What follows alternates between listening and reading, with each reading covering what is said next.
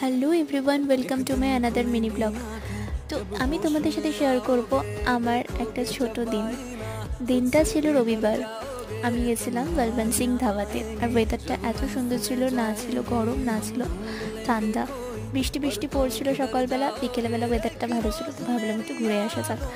তো গেছিলাম বলবন্ত সিং ধাবাতে। আর বলবন্ত সিং ধাবার পাশেই একটা গুরুদুয়ারা আছে। আর ওই গুরুদুয়ারাতে গিয়ে যখন আমি পৌঁছালাম, তো তখন 6টা বাজে, ওখানে আরতি হচ্ছিল। ওখান থেকে বেরিয়ে বলবন্ত সিং ধাবা থেকে একটা চা খেলাম। চাটার প্রাইসই ছিল 60 রুপিস। ভীষণ এক্সপেন্সিভ, হ্যাঁ ভীষণ এক্সপেন্সিভ। ওখান থেকে বেরিয়ে একটুখানি ঘুরতে ঘুরতে একটা সামনে মল ছিল, এটা তো এলগিনে গুরুদুয়ারাটা আর বলবন্ত সিং ধাবা। আমরা রবীন্দ্র সদন মেট্রো স্টেশন থেকে নেমে তারপরে হেঁটে একটুখানি। তো এটার পুরো ব্লগটা দেওয়া রয়েছে প্রোফাইলে, যদি কেউ দেখতে চাও তো দেখো। প্লিজ লাইক করে, শেয়ার করে, সাবস্ক্রাইব করে দিও যদি ভালো লাগে। That's all.